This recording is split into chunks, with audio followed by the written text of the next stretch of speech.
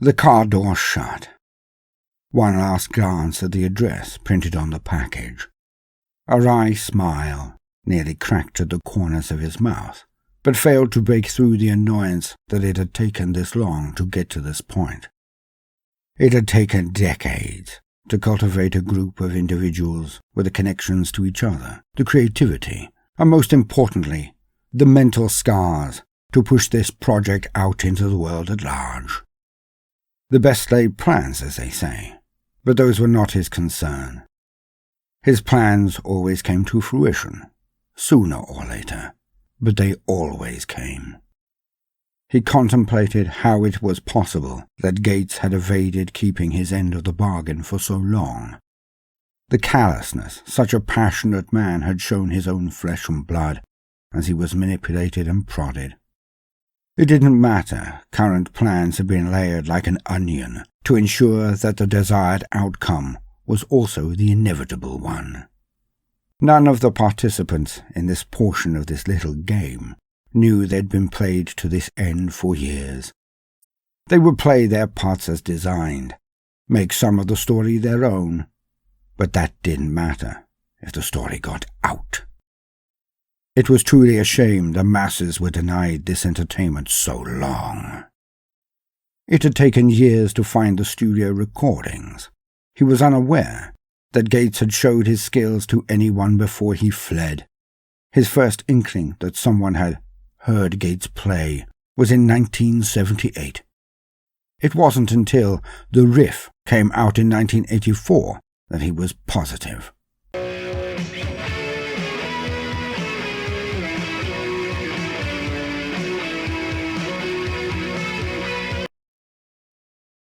It took time to backtrack to that studio in the City of Angels, and then gain the confidence of the sound engineer, who finally let him hear the recordings.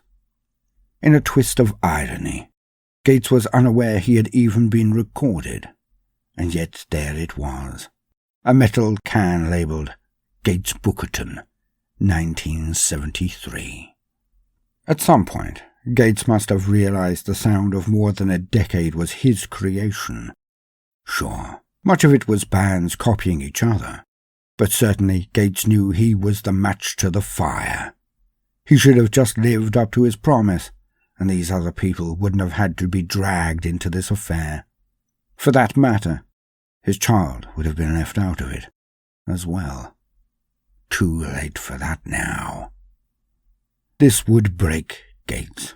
It would break him because it was inescapable. Technology would spread his tale everywhere. He would see he had lost and give in. Of course, they could just wait for Gates to pass and extend the apple to the next hopeful that wanted to burn as bright as a white star. But the more collateral damage, the more entertainment value there was. Gates had searched for him, begging to be taught mastery of his chosen craft, his personal dream being that of the perpetual jam, or whatever hippie drivel he had spouted. He had trained many before to reach their goals over the years, some of them wanting to bask in the glory of God, others to gain riches by sending the mayhem of their minds out into the world. With that thought, this time the smile did break through. There had been too many delays for him to quite feel that level of glee. When Gates realized his horror, what his deal truly entailed, he muttered a prayer to the angel of death, pleading, "My Lord, my God, I can't go through with it." It was not unexpected, as others had this reaction before. It made the eternal game, the long war, that much more interesting. With that, he dropped the package in the mail slot, turned and walked away. Justin opened the P.O. box with anticipation. He had been waiting on a demo from a drummer, applying to fill the open slot in his band, the Screaming Eagles. As he pulled the package out, he realized that it wasn't a CD like he had expected, but instead an old reel-to-reel tape. This was definitely odd. How old was this drummer he had spoken to? Inside the package was what appeared to be a logo scrawled on some old stationery from a hotel in Monterey, and a letter. Justin began to read. I've had these recordings for almost 40 years. It's time I passed them on to someone younger and into rock who might do something with them. I was working at the old studio on Sunset as a recording engineer. I'd gone out to the car to get something from the trunk, and there were some young guys hanging around. This wasn't uncommon. Groupies or paparazzi hoping to see somebody famous. I overheard them talking about girls and music, and this one kid said he played like a crazy mix of Jethro Tull and Deep Purple, but way faster. Well, man, you have to know that got my attention. Nobody played like that in 1973. It was a slow day at the studio, so I invited the guys in to see the place and hear if the kid could really play the way he claimed to. The guys came in. The guitarist introduced himself as Gates Bookerton. The other boys said that they were Matt and Argo. They had been in a band and had even paid to be recorded. The local newspaper up north did a review and had praised the rest of the band, but had panned Gates's guitar playing, so they fired him. Gates said he was only 15 back then, and was worlds better.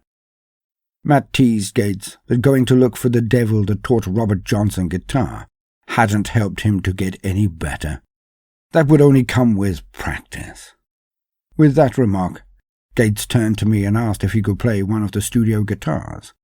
Of course I obliged him. Those first few chords were unreal.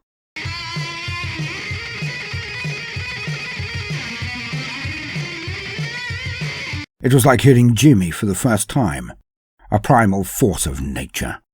If Gates sold his soul to learn to play like that, I wouldn't be shocked. None of the boys could play drums and were anxious to go out.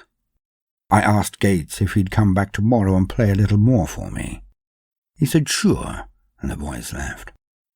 I stayed up all night making basic drum loops on an old Rhythm Ace FR8L. Gates showed up the next morning and I was relieved. We talked about music theory and philosophy as we listened to the drum beats I had put together. Gates said of course he could play over those beats. He grabbed and tuned a studio guitar and began to play. I went to the booth and hit the drum loops and record. The speed and style was unbelievable for a kid so young. He played for about an hour non-stop, just mind-blowing stuff.